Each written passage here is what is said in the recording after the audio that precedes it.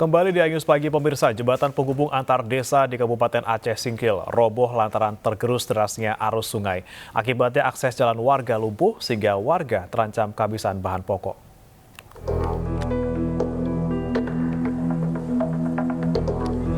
Jembatan penghubung antara desa di Kecamatan Singkil Utara, Kabupaten Aceh Singkil yang roboh tergerus derasnya arus sungai mengakibatkan warga desa Telaga Bakti terancam kehabisan bahan pokok.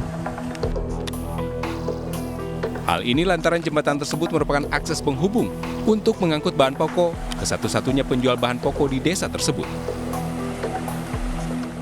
Penjual sembako Rahmat Berutu mengatakan stok bahan pokok di tempatnya saat ini sudah nyaris habis.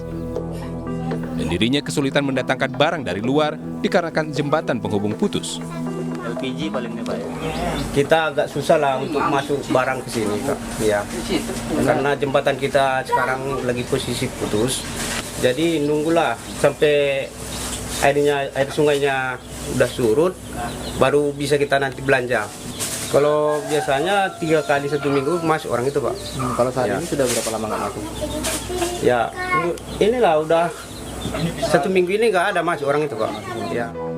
Warga berharap agar jembatan yang roboh segera diperbaiki, sehingga warga tidak kesulitan untuk membeli bahan pokok. Dari Kabupaten Aceh Singkil, Aceh, Suparman Munte melaporkan. Seekor buaya muara dievakuasi rescue damkar dan penyelamatan Kota Bengkulu. Buaya muara diserahkan ke BKSDA untuk dilepaskan ke habitatnya.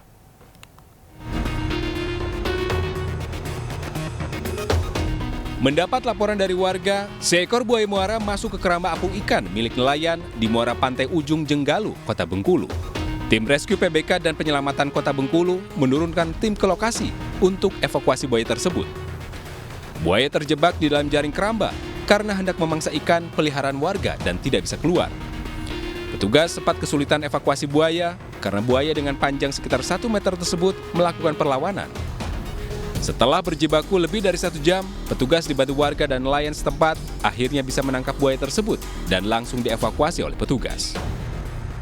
Ya di Muara Lemping ya, Muara Jenggalu yang masuk ke tangkulnya nelayan daerah sini. Jadi kita evakuasi. Daerah Pantai Meliki ya. Oke. Kami dibantu oleh para nelayan di sini dan warga di sini. Usai dievakuasi oleh petugas, buaya tersebut diserahkan ke kantor BKSDA untuk dilepas liarkan ke habitatnya. Dari Kota Bengkulu, Endro Dwi Wirawan melaporkan. Seekor ular piton sepanjang 2,8 meter dievakuasi petugas damkar Palangkaraya, Kalimantan Tengah dari plafon milik warga. Ular piton dilepas kembali ke hutan setelah dievakuasi petugas.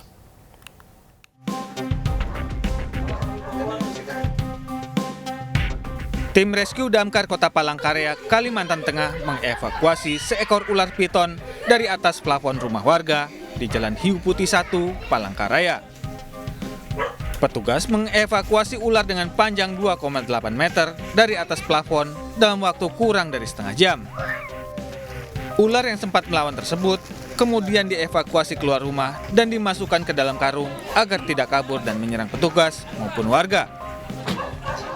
Disitulah terlihat dan di atas plafon itu banyak daun-daun dari daun bambu, juga daun-daun pohon yang sudah masuk ke dalam situ. Di situ banyak diperhitungkan ada tikus, di situ dia datang. Dengan membutuhkan waktu 17 menit, kami sudah dapat tangkap itu ular. Ternyata ularnya adalah ular piton. Ular piton dibawa petugas damkar Palangkaraya, Kalimantan Tengah untuk dilepaskan kembali ke hutan. Dari Palangkaraya, Kalimantan Tengah, Ade Sata, Anyus melaporkan. Sebuah video siswa salah satu SMP negeri di Gianyar, Bali berkelahi viral di media sosial. Kedua siswa yang berkelahi kemudian dimediasi oleh pihak sekolah. Video berdurasi 13 detik ini viral di media sosial. Viralnya video perkelahian mendapatkan atensi dari anggota kepolisian Polsek Gianyar. Petugas langsung menghubungi pihak sekolah untuk mengklarifikasi kejadian perkelahian. Perkelahian diduga dilatar belakangi bercanda hingga akhirnya berselisih paham. Pihak sekolah sudah memediasi kedua belah pihak siswa yang berkelahi. Mereka menandatangani surat perjanjian perdamaian antara kedua belah pihak dan berjanji tidak akan mengulangi perbuatan mereka.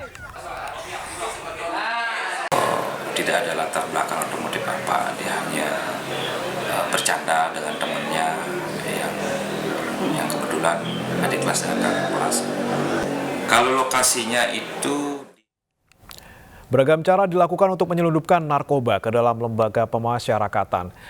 Seorang ibu asal Nganjuk, Jawa Timur nekat memasukkan paket sabu ke dalam soto ayam yang akan dikirim pada anaknya yang berada di lapas.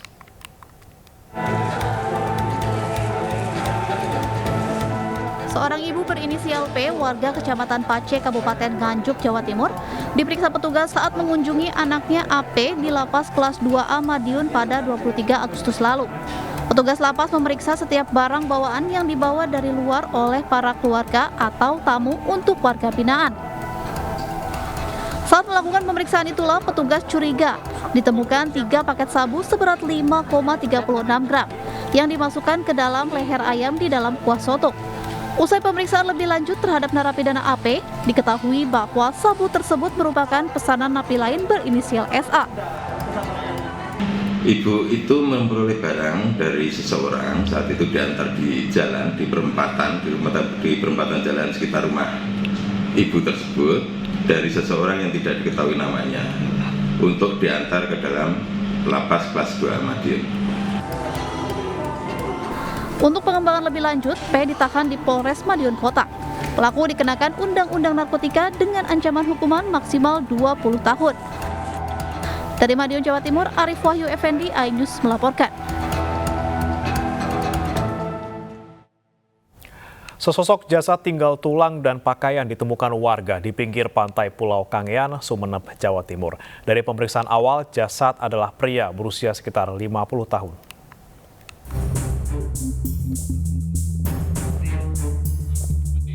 Mayat tinggal tulang dan pakaian ini pertama kali ditemukan warga pencari kayu di pinggir pantai Pulau Kangean, Sumeneb, Jawa Timur. Saat ditemukan, mayat dalam kondisi tengkurap. Dari pemeriksaan awal, diketahui berjenis kelamin pria berumur 50 tahun, mengenakan baju koko serta celana pendek warna biru dan merah. Telah ditemukan sesosok mayat di pinggir pantai dalam kondisi yang tidak bisa dikenali identitasnya. Itu berdasarkan informasi masyarakat kepada petugas. Selanjutnya petugas langsung mendatangi TKP bersama dengan dari Koramil dan Puskesmas. Dan diketahui memang benar kondisi mayat dalam keadaan tidak ada identitas. Petugas masih menggali identitas mayat tersebut. Kasus ini ditangani Polres Sumeneb, Jawa Timur. Dari Sumeneb, Madura, Jawa Timur, Abdurrahim, iNews melaporkan. Santri yang menganiaya temannya hingga tewas di salah satu pondok pesantren di wilayah Kabupaten Tangerang, Banten ditetapkan sebagai tersangka. Remaja 15 tahun ini dijerat dengan Undang-Undang Perlindungan Anak dengan ancaman hukuman 15 tahun penjara.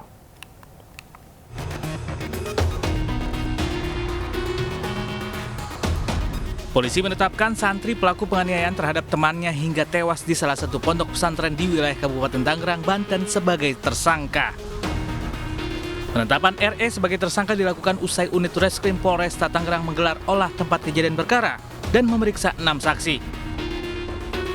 Polisi akan berkoordinasi dengan Balai Permasyarakatan, Bapas, dan Pusat Pelayanan Terpadu Perlindungan Perempuan dan Anak lantaran pelaku masih di bawah umur.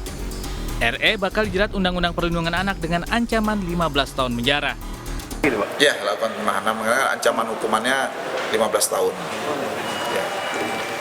Kita juga ini beracaranya cepat, dalam 2 minggu ini kita harus segera melimpahkan ke kejaksaan. Jadi tidak bisa lama-lama dilakukan penahanan. Dari pihak pondok pesantren X, kita juga nanti lakukan pemeriksaan juga terkait kejadian, kemudian peran dari pengurus ataupun pengawas, kan biasa kalau di asrama ada pengawas. Nanti kita masih berproses. Sebelumnya PD, seorang santri salah satu pondok pesantren di wilayah Kabupaten Tangerang tewas usai dianiaya temannya sendiri.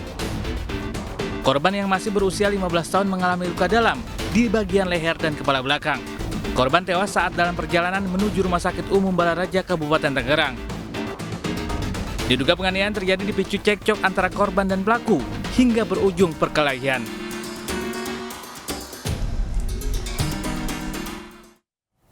Inspektur Pengawasan Umum Polri Komjen Pol Agung Budi Marioto Senin siang mendatangi kantor Komnas HAM di kawasan Menteng, Jakarta Pusat. Kedatangan Irwasum untuk mengundang pihak Komnas HAM agar ikut serta dalam pelaksanaan rekonstruksi kasus pembunuhan Brigadir Joshua yang digelar hari ini.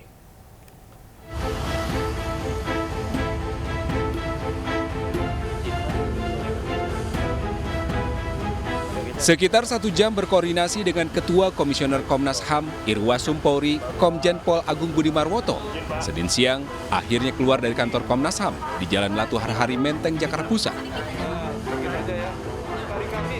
Komjen Agung mengatakan kedatangannya untuk mengundang langsung Komnas HAM agar bisa ikut serta dalam rekonstruksi kasus pembunuhan Brigadir Joshua yang akan digelar di TKP Duren 3 pada Selasa besok. Keikutsertaan Komnas HAM dalam rekonstruksi atau reka ulang kasus yang menyeret mantan Kadif Propam Ferdi Sambo dilakukan sebagai bentuk transparansi Polri dalam menangani kasus tersebut.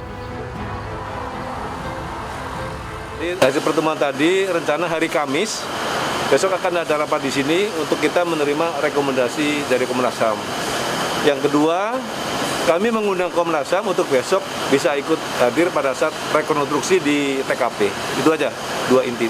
Nanti kalau dibuka itu, nah saya mau ditanya, saya mau semua dibuka. Sementara itu, Ketua Komnas HAM Ahmad Taufan Damanik meminta penyidik mencari bukti-bukti baru selain keterangan para saksi dan pelaku. Menurutnya, jika penyidik bisa mendapatkan bukti baru, maka dapat diungkap dengan jelas fakta siapa saja pelaku penembakan dan berapa senjata yang digunakan dalam peristiwa pembunuhan Brigadir Joshua. Saya kira tugas penyidik sekarang itu harus mendalami dengan mencari bukti-bukti selain keterangan. Kalau itu tidak bisa, maka saya kira tidak menjadi penting lagi itu. Yang penting adalah membuktikan hubungan antara satu peristiwa, ya, di mana Ferdi Sambo memerintahkan beberapa orang anak buahnya untuk mengeksekusi atau bersama-sama mengeksekusi saudara Joshua. Sementara terkait rekomendasi yang akan diberikan Komnas HAM kepada penyidik Polri pada hari Kamis mendatang, Taufan meminta agar rekomendasi tersebut diterima Kapolri langsung untuk menunjukkan transparansi kepada masyarakat. Dari Jakarta Pusat, Rani Sanjaya melaporkan. Hari ini rekonstruksi kasus pembunuhan Brigadir Joshua akan digelar. Untuk pertama kalinya Barada Eliezer akan dihadirkan secara langsung.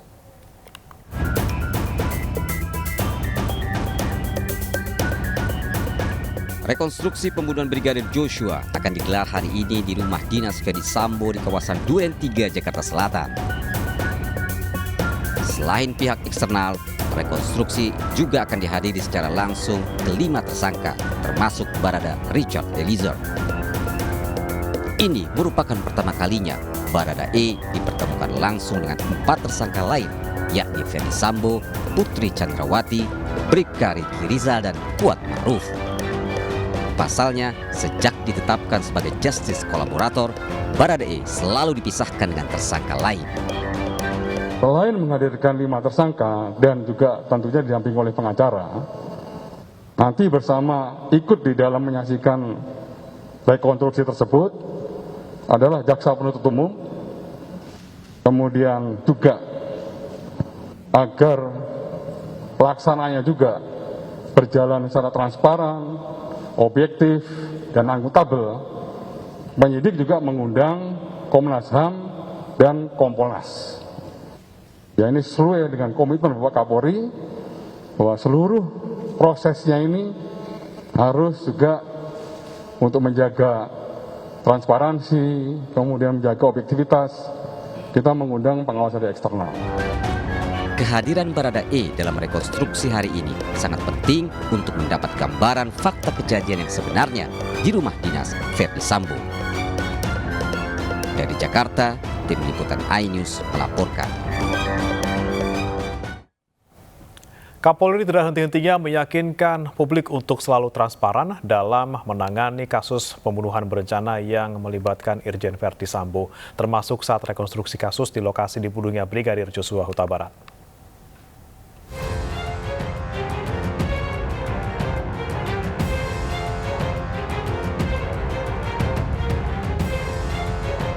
Kapolri Jenderal Listio Sigit Prabowo menegaskan pihaknya akan bersikap transparan dalam penanganan kasus pembunuhan berencana Brigadir Joshua Huta Barat.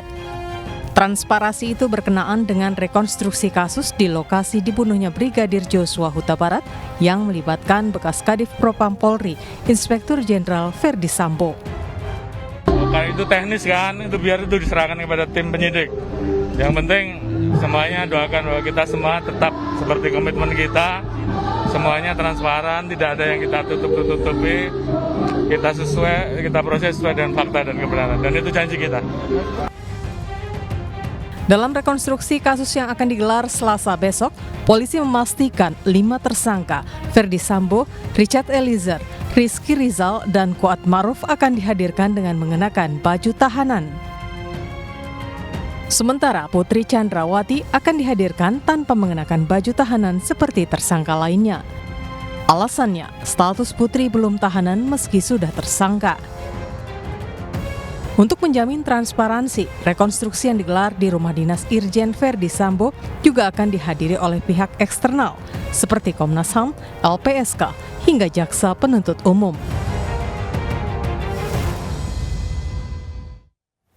Kejaksaan Agung mengembalikan berkas perkara 4 tersangka kasus pembunuhan Brigadir Joshua kepada penyidik kepolisian. Jaksa memberikan catatan agar berkas kasus dilengkapi.